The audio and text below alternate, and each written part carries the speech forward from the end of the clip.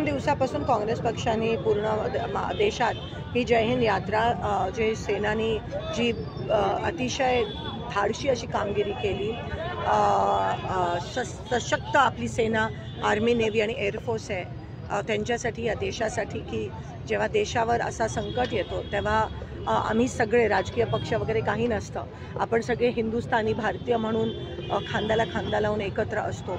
आणि आज खरं तर आपला विजयच आहे असं मी मानते.